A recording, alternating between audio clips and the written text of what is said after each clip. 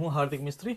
આજનો વિડીયો છે anti Muller hormones એટલે કે AMH। એ આજે 44 વર્ષની હોય, 34 વર્ષની હોય કે 24 વર્ષની। ઓકે, અત્યારની લાઈફસ્ટાઈલ એવી થઈ ગયેલી છે કે નાના કુમળા બાળકોને પણ તમે જુઓ લગ્ન પછી AMH લેવલ ખૂબ જ ડાઉન થતું જોવા મળે છે।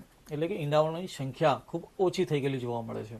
ઘણા લોકો અમને ફોન કરે છે, વાતો કરે છે, આના સમાધાન માટે થઈને પૂછે છે કે પોસિબલ છે કે AMHને આપણે વધારી શકીએ? તો હા, પોસિબલ છે, અને આ હું નથી કહેતો, આયુર્વેદ કહે છે આ વસ્તુ।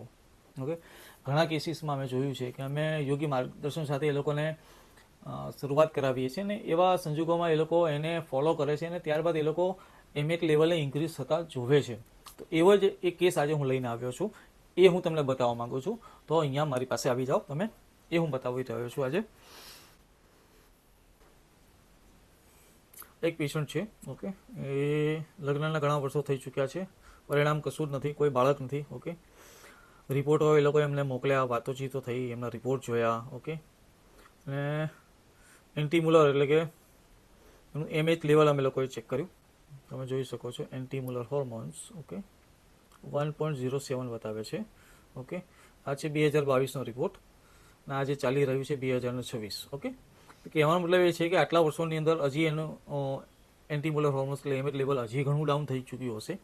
અમે લોકોને યોગ્ય ઔષધિનું માર્ગદર્શન આપ્યું, સાથે ખોરાકમાં કઈ રીતે પરિવર્તન કરવું એ વસ્તુ સમજાવી, અને ત્યારબાદ અમે એ લોકોને નવા રિપોર્ટ કરવાના કીધા, અને એ રિપોર્ટના પરિણામે લેટેસ્ટ રિપોર્ટ જે આવ્યો છે એ છે એ લોકોનો આ। ઓકે, પારુબેન ફાલ્દુ કરીને નામ છે એમનું, રાજકોટના રહેવાસી છે પોતે।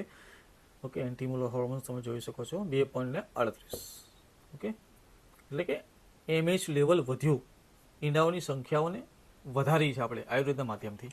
ઓકે, આયુર્વેદ પોતાનામાં એક અક્ષીર ચમત્કાર ધરાવે છે, જે લોકો નાસીપાસ થઈ ચૂક્યા હોય એવા લોકોને પણ ન જોતા રિઝલ્ટો પણ બતાવે છે।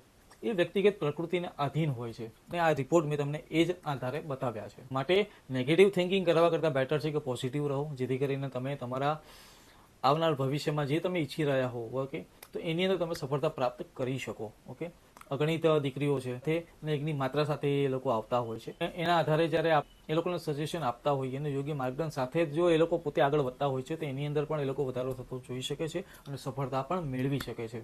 એવો જ આ એક કેસ હતો જે મેં તમને બતાવ્યો। તો હા, ખોટી ભ્રમણાઓમાંથી બહાર નીકળો, એવા યોગ્ય માર્ગદર્શનને અનુસરો તો સફળ થવાના ચાન્સીસો વધારી શકશું।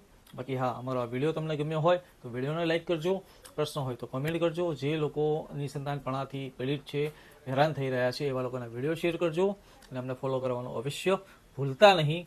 હર હર મહાદેવ।